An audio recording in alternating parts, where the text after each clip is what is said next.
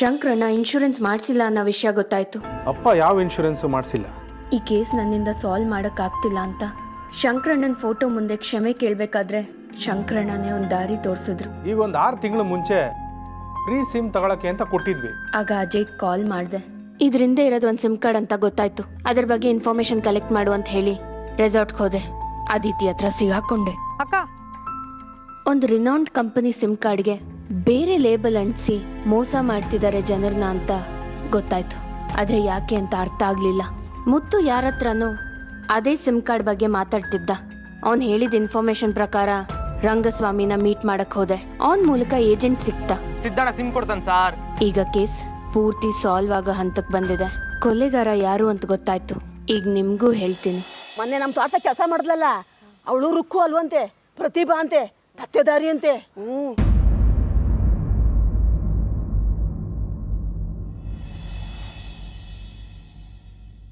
ನೀವೆಲ್ಲ ಅನ್ಕೊಂಡ ಹಾಗೆ ಶಂಕರಣ್ಣನ ಸಾವ ಆತ್ಮಹತ್ಯೆ ಅಲ್ಲ, ಕೊಲೆ.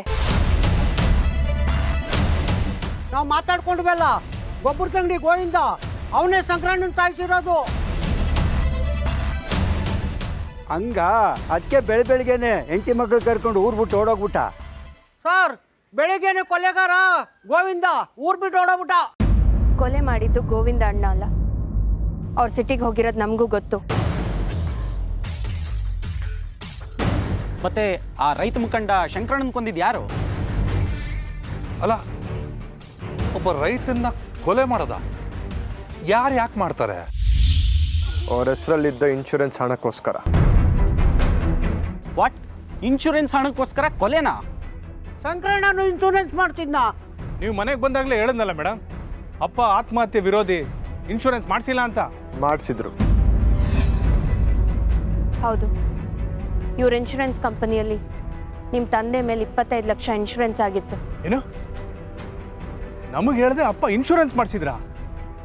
ನನಗೆ ಹೇಳಿಲ್ಲ ಅಂದ್ರು ಅಮ್ಮಂಗಾರ ಹೇಳ್ತಾ ಇದ್ರು. ನಿಮ್ಮ ತಂದೆಗೆ ಗೊತ್ತಿದ್ರೆ ತಾನೆ ನಿಮ್ಗಾಗ್ಲಿ ನಿಮ್ಮ ತಾಯಿಗಾಗ್ಲಿ ಹೇಳೋದಕ್ಕೆ. ನಿಮ್ಮ ತಂದೆಗೂ ಗೊತ್ತಿಲ್ಲದೆ ಅವ್ರ ಹೆಸರಲ್ಲಿ ಇನ್ಶೂರೆನ್ಸ್ ಪಾಲಿಸಿ ಮಾಡಿಸಿದ್ದಾರೆ. ಯಾರು? ಕೊಲೆಗಾರ. ಮೇಡಮ್, ನೀವು ನಮ್ಮನ್ನೇ ಕೊಲೆಗಾರರು ಅಂತ ಹೇಳ್ತಾ ಇರೋ ಥರ ಇದೆ. ಇನ್ಶೂರೆನ್ಸ್ ಹಣ ರೈತರ ಕುಟುಂಬಕ್ಕೆ ಹೋಗುತ್ತೆ. ಹಣದಾಸೆಗೆ ಯಾರೋ ರೈತ ಕುಟುಂಬದವರೇ ಮಾಡಿರಬೇಕು. ಯಾರಿಗೆ ಗೊತ್ತು, ಅವ್ರ ತಂದೆ ಕೊಲೆನ ಈ ಹುಡುಗನೇ ಮಾಡಿರಬೇಕು. ಆತ್ಮಹತ್ಯೆ ಅಂತ ಕ್ಲೋಸ್ ಆಗಿದ್ದ ತಮ್ಮ ತಂದೆ ಸಾಮ್ನ ಕೊಲೆ ಅಂತ ಅನುಮಾನ ಪಟ್ಟು ನಾವಿಲ್ಲಿ ಬರೋ ಹಾಗೆ ಮಾಡಿದ್ದೆ ವಿನಾಯಕ್. ಅಪ್ಪನಿಗೆ ಗೊತ್ತಿಲ್ಲದೆ ಅಪ್ಪನ ಹೆಸರಲ್ಲಿ ಇನ್ಶೂರೆನ್ಸ್ ಮಾಡಕ್ಕೆ ಹೇಗೆ ಸಾಧ್ಯ? ನೆನ್ನೆ ಹೇಳಿದ್ರಲ್ಲ ಫ್ರೀ ಸಿಮ್ ತಂದು ಕೊಟ್ಟಿದ್ರು ಅಂತ. ಸಿಮ್ ಕಾರ್ಡ್ಗೂ ಇನ್ಶೂರೆನ್ಸ್ಗೂ ಏನು ಸಂಬಂಧ? 100% ಸಂಬಂಧ ಇದೆ. ಫ್ರೀ ಸಿಮ್ ನೆಪದಲ್ಲೇ ಇನ್ಶೂರೆನ್ಸ್ ಫಾರ್ಮ್ಗೆ ಸೈನ್ ಮಾಡಿಸ್ಕೊಂಡಿರೋದು. ಇನ್ಶೂರೆನ್ಸ್ ಬೇಕಾಗಿರೋ ಡಾಕ್ಯುಮೆಂಟ್ಸ್ನ ಸಿಮ್ ಕಾರ್ಡ್ಗೆ ಅಂತ ಸುಳ್ಳು ಹೇಳಿ ಕಲೆಕ್ಟ್ ಮಾಡ್ಕೊಂಡಿರೋದು.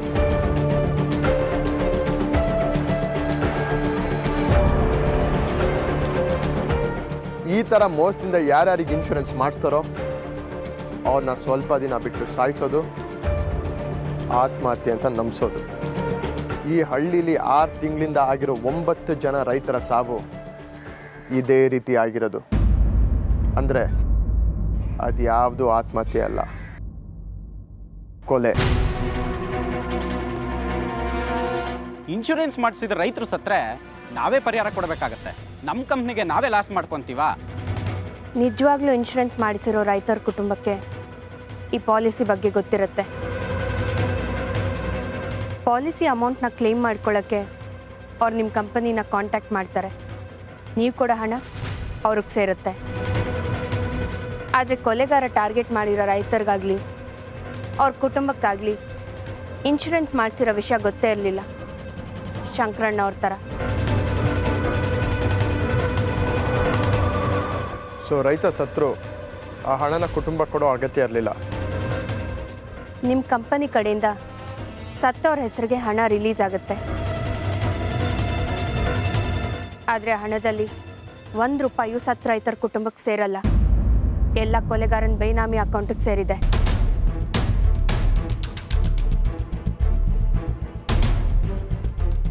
ತಮಗೆ ಗೊತ್ತಿಲ್ಲದೆ ಇನ್ಶೂರೆನ್ಸ್ ಪಾಲಿಸಿ ಮೇಲೆ ಸಹಿ ಮಾಡಿರೋ ರೈತರನ್ನ ಸಾಯಿಸೋದು, ಅದು ಆತ್ಮಹತ್ಯೆ ಅಂತ ಪ್ರೂವ್ ಆಗೋ ಥರ ಮಾಡೋದು,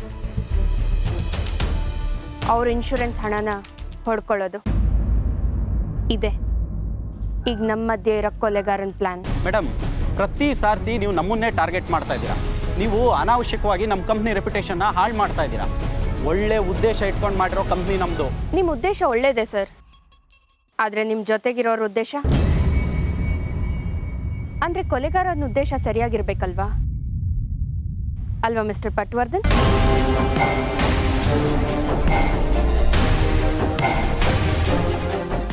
ಮೇಡಮ್, ಪಟ್ವರ್ಧನ್ ಅವರು ನಮ್ಮ ಕಂಪ್ನಿ ಸೀನಿಯರ್ ಮ್ಯಾನೇಜರು. ನಾನು ನಂಬಿಕೆ ಇಟ್ಟಿರೋ ಕೆಲವರಲ್ಲಿ ಇವರು ಒಬ್ಬರು. ಅಲ್ವಾ ಸರ್? ಹೇಳಿ ಸರ್, ಇವರಿಬ್ರಿಗೆ ಇನ್ನೊಂದು ಸ್ವಲ್ಪ ಹೇಳಿ ಸರ್. ಹಾಂ, ನಿಮ್ಮ ಧ್ವನಿಯಲ್ಲಿರೋ ನಡ್ಕನೇ ಹೇಳುತ್ತೆ ನೀವು ಹೇಳ್ತಿರೋದು ಸುಳ್ಳು ಅಂತ. ಅಲ್ಲ, ಸ್ವಲ್ಪ ನೆಗಡಿ ಇದೆ, ಅದಕ್ಕೆ ಸ್ವಲ್ಪ ಧ್ವನಿ ಅಲ್ಲಾಡ್ತಾ ಇದೆಯಪ್ಪ. ಅಲ್ಲ, ನೀವು ಯಾವ ಆಧಾರದ ಮೇಲೆ ನನ್ನನ್ನು ಆರೋಪಿ ಪಟ್ಟದಲ್ಲಿ ನಿಲ್ಲಿಸ್ತಾ ಇದ್ದೀರಾ? ಹಾಂ, ನಾನು ಯಾಕೆ ಈ ಥರ ಕೆಲಸ ಎಲ್ಲ ಮಾಡಲಿ? Cheap, very cheap. ಕಾನೂನು ಸಾಕ್ಷಿ ಕೇಳುತ್ತೆ ಅನ್ನೋ ಕಾಮನ್ ಸೆನ್ಸ್ ಇಲ್ಲದೆ ಈ ಡಿಪಾರ್ಟ್ಮೆಂಟ್ ಕೆಲಸ ಮಾಡ್ತಾ ನೀನು ಅನ್ಕೊಂಡ್ರಾ? ರೀ ಬಸಪ್ಪ, ಹೇಳ್ಕೊಂಬನ್ರಿ ಅವನ್ನ.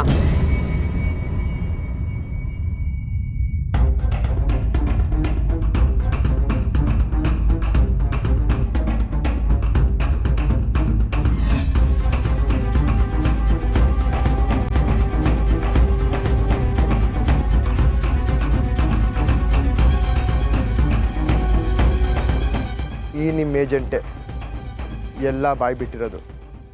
ಈಗ ಬಾಯಿ ಬಿಡಬೇಕಾಗಿರೋದು ನೀವು. ಸರ್, ಇದೆಲ್ಲ ಹೇಗಾಯಿತು? ನನ್ನ ಗಮನಕ್ಕೆ ಬರದೆ ಇದೆಲ್ಲ ಚಾನ್ಸೇ ಇಲ್ಲ. ನೀವೇ ಹೇಳಿದ್ರಲ್ಲ ಸರ್, ನಂಬಿಕಸ್ತ ಅಂತ. ನಿಮ್ಮ ನಂಬಿಕೆನ ದುರುಪಯೋಗ ಮಾಡಿಕೊಂಡ್ರು. ಸುಲಭವಾಗಿ ಹಣ ಮಾಡೋದಕ್ಕೆ ಸಾರಿ ದೋಚಕ್ಕೆ ಒಂದು ಪ್ಲ್ಯಾನ್ ಮಾಡಿದ್ರು. ಆ ಪ್ಲ್ಯಾನಿಗೆ ಜೊತೆ ಆಗಿದ್ದು ಈ ಏಜೆಂಟ್, ಈ ಹುಡುಗ. ಈ ಏಜೆಂಟ್ ಒಂದೆರಡು ಸಲ ಜೈಲಿಗೆ ಹೋಗಿ ಬಂದಿದ್ದ. ಹೇಗೋ ಇವರಿಬ್ಬರಿಗೂ ಪರಿಚಯ ಬೆಳೀತು. ತಮ್ಮ ಕೆಲಸಕ್ಕೆ ಇವನು ಸೂಕ್ತವಾದ ವ್ಯಕ್ತಿ ಅಂತ ಇವನನ್ನು ಸೇರಿಸ್ಕೊಂಡ್ರು. ಅದು ತಿಂಗಳು ಪೇಮೆಂಟ್ ಮೇಲೆ. ಆದರೆ ಈ ಸುಪಾರಿ ಏಜೆಂಟ್ ಅಕ್ಕಪಕ್ಕದ ಹಳ್ಳಿ ಜನಕ್ಕೆ ಪರಿಚಯ ಇಲ್ಲ. ಗೊತ್ತು ಗುರಿ ಇಲ್ಲದೆ ಇರೋರು ಹೋದರೆ ಯಾರ ರೈತರು ನಂಬೋದಿಲ್ಲ. ಜನಗಳನ್ನ ನಂಬಿಸೋಕ್ಕೆ ಒಬ್ಬ ನಂಬಿಕಸ್ಥ ಹುಡುಗ ಬೇಕಿತ್ತು. ಹಾಗೆ ವಾಸುದೇವಪುರಕ್ಕೆ ಇವ್ರು ಆಯ್ಕೆ ಮಾಡ್ಕೊಂಡಿರೋ ಹುಡುಗನೇ ಈ ರಂಗಸ್ವಾಮಿ. ಅಷ್ಟಕ್ಕೂ ಇವ್ರ ಪ್ಲಾನ್ ಏನು ಅಂತ? ಇವ್ರ ಪ್ಲ್ಯಾನ್ ಪ್ರಕಾರ ಹೊಸದಾಗಿ ಮೊಬೈಲ್ ಕಂಪನಿ ಓಪನ್ ಆಗ್ತಿದೆ. ಅದ್ರ ಪಬ್ಲಿಸಿಟಿಗೋಸ್ಕರ ಫ್ರೀ ಸಿಮ್ ಹಂಚ್ತಾ ಇದ್ದಾರೆ.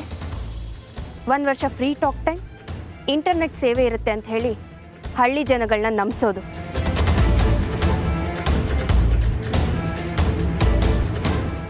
ಹಾಗೆ ನಂಬಿದ ಜನ ಇವ್ರ ಹತ್ರ ಸಿಮ್ ತೊಗೊಳಕ್ಕೆ ಮುಂದೆ ಬಂದರು. ಹಾಗಂತ ಇವರೆಲ್ರಿಗೂ ಸಿಮ್ ಕಾರ್ಡ್ ಕೊಡ್ತಿರ್ಲಿಲ್ಲ. ಕಿಸಾನ್ ಕಾರ್ಡ್ ಇರೋ ರೈತರನ್ನೇ ಟಾರ್ಗೆಟ್ ಮಾಡ್ತಿದ್ರು. ಯಾಕೆ ಅಂದರೆ ನಿಮ್ಮ ಇನ್ಶೂರೆನ್ಸ್ ಕಂಪನಿಯಲ್ಲಿ ರೈತರಿಗೆ ಹಣ ಸಂದಾಯ ಆಗಬೇಕು ಅಂದರೆ ಮುಖ್ಯವಾಗಿ ಬೇಕಾಗಿರೋ document Kisan card. Free sim ಬೇಕು ಅಂದರೆ ಕಿಸಾನ್ ಕಾರ್ಡ್ ಬೇಕೇ ಬೇಕು ಅಂತ ಕತೆ ಕಟ್ಟಿದ್ರು. ಹಾಗೆ ಇನ್ಶೂರೆನ್ಸ್ಗೆ ಬೇಕಾಗಿರೋ ಡಾಕ್ಯುಮೆಂಟ್ಸ್ ಮೇಲೆ ಸೈನ್ ಮಾಡಿಸ್ಕೊಂಡ್ರು.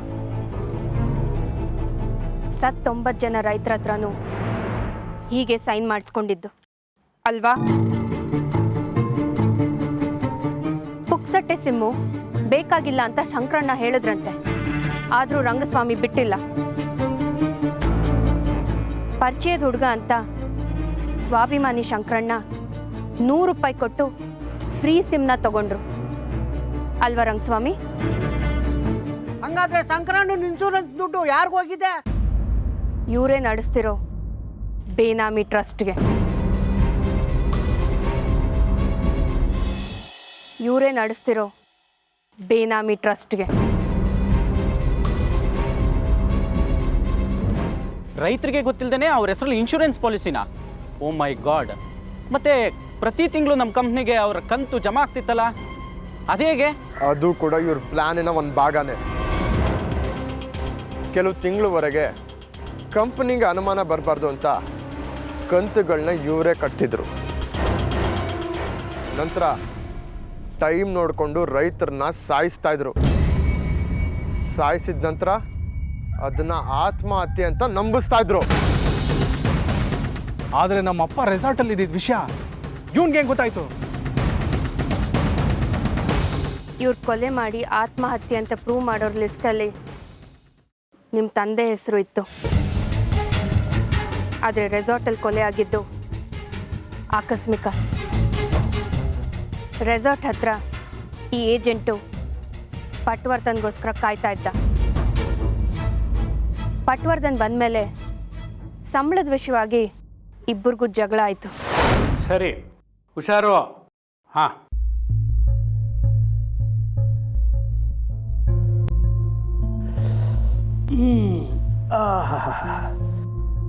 ಸಂಬಳ ಬೇಡ, ಕಮಿಷನ್ ಕೊಡೋ ಬರೋ ಲಾಭದಲ್ಲಿ.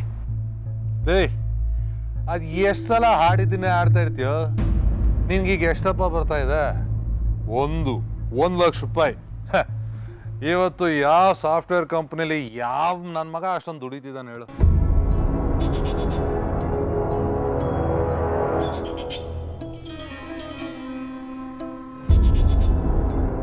ಆದರೆ ನಮ್ಮದು ಎಂಥ ಹಾರ್ಡ್ವೇರ್ ಕೆಲಸ ಅಂತ ನಿನಗೆ ಗೊತ್ತಿಲ್ಲ.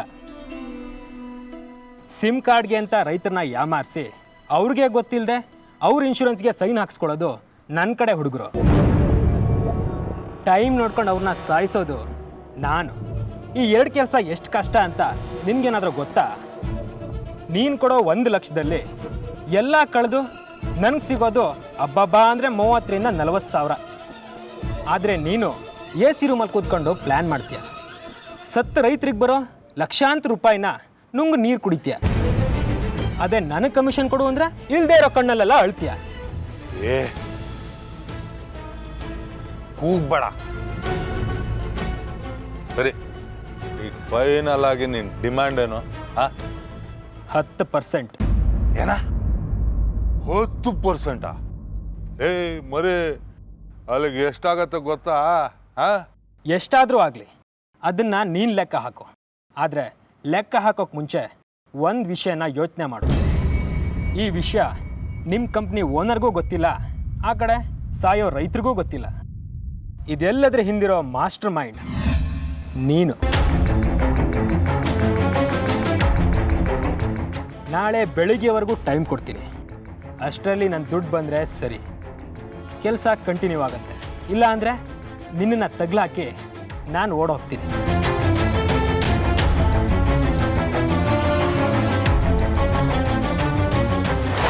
ಇವ್ರ ಸಂಚಿಗೆ ತಾವು ಬಲಿಯಾಗಿರೋದು ಶಂಕರಣ್ಣಂಗೆ ಗೊತ್ತಾಯ್ತು. ತತ್ವ ಆದರ್ಶಗಳನ್ನ ನಂಬ್ಕೊಂಡು ಬದುಕ್ತಾ ಇದ್ದಿದ್ದ ಮನುಷ್ಯ ಶಂಕರಣ್ಣ. ಅವ್ರ ಬೆನ್ನಿಂದನೇ ಇವ್ರು ಮಾಡಿರೋ ಕುತಂತ್ರ ಗೊತ್ತಾಗಿ ಅವ್ರ ಕೋಪ ಬಂದಿದೆ.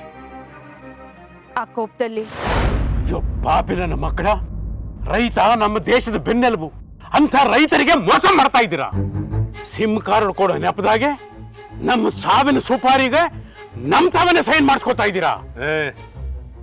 ರೈತನಾಗ ಹುಟ್ಟೋದು ಅವನ ಕರ್ಮ. ಆತ್ಮಹತ್ಯೆ ಮಾಡ್ಕೊಂಡ್ರೆ ಅದು ಅವನ ಹಣೆ ಬರ. ಅದನ್ನ ನಾವು ನಮ್ಮ ಅನುಕೂಲಕ್ಕೆ ಬಳಸ್ಕೊಂಡ್ರೆ ನಮ್ಮ ಟ್ಯಾಲೆಂಟ್ ನಾಕ್ರಿ ತುಳಿತೀರಾ? ನನ್ನ ಮಗನ ತಂದು ರೈತ ಕಣೋ, ರೈತ ಮಣ್ಣಿನ ಮಗ. ನಿಮ್ಗೊಂದು ಗತೆ ಕಾಣಿಸ್ಬಿಡ್ತೀನಿ, ನಿಮ್ ಕಂಪನಿನ ಮುಚ್ಚಿಸ್ಬಿಡ್ತೀನಿ. ಯಾರ ಇವನು? ವಾಸುದೇವಪುರ ರೈತರ ಮುಖಂಡ.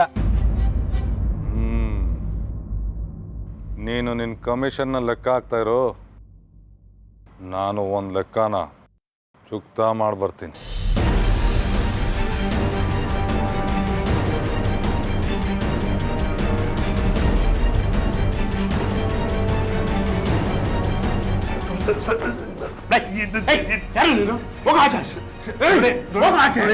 ನೀವು ನನ್ನ ಕಾರ್ಯಕ್ರಮಗಳನ್ನೆಲ್ಲ ಅಪ್ಸೆಟ್ ಮಾಡ್ಬಿಟ್ರೆ ನಾವು ಬಿಟ್ಬಿಡ್ತೀವ ನಿಮ್ಮ ಸುಮ್ಮನೆ?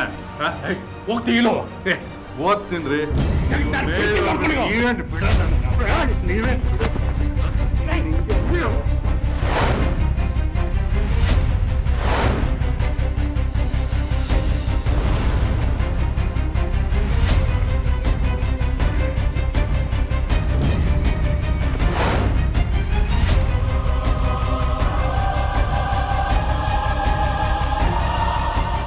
ಬೇಡ ಅಂದೆ ಈಗ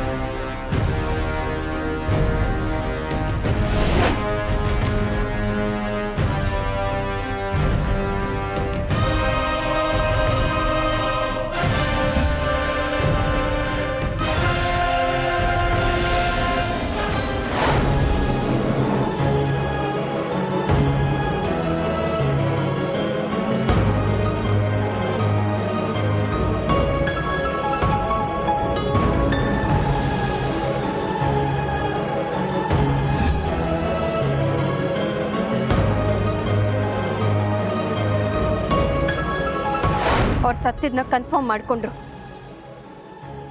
ಓಡೋಗೋಕ್ಕೂ ಮುಂಚೆ ಅವ್ರ ಬ್ಯಾಗಲ್ಲಿರೋ ಹಣನೂ ತಗೊಂಡೋದ್ರು. ಮತ್ತೆ ಆ ಪೋಸ್ಟ್ ಮಾರ್ಟಮ್ ರಿಪೋರ್ಟಲ್ಲಿ ಆತ್ಮಹತ್ಯೆ ಅಂತ ಬಂದಿದೆಯಲ್ಲ? ಪೋಸ್ಟ್ ಮಾರ್ಟಮಲ್ಲೂ ಕೊಲೆ ಅಂತ ಸೂಚನೆಗಳಿದೆ. ಆದರೆ ನಮ್ಮ ಡಿಪಾರ್ಟ್ಮೆಂಟಲ್ಲಿ ಕೆಲವರು ತುಂಬ ಜನ ಒಳ್ಳೆ ವ್ಯಕ್ತಿಗಳಿದ್ದಾರೆ. ಅಂಥವರು ಕೊಲೆಗಾರನ ಜೊತೆ ಶಾಮೀಲಾಗಿ ಊರ ಜನನ ನಂಬಿಸಿದ್ದಾರೆ.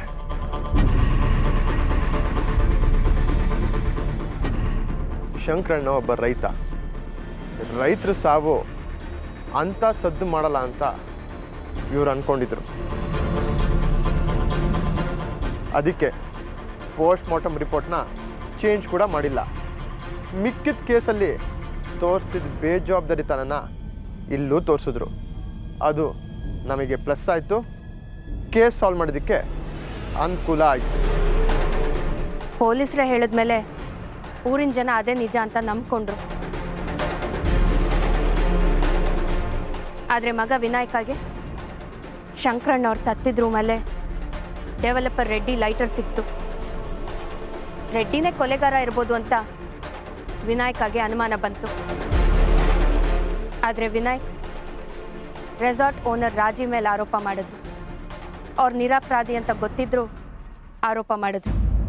ಅದಕ್ಕೆ ಕಾರಣ ನಾವಿಲ್ಲಿಗೆ ಬರಲಿ ಅಂತ.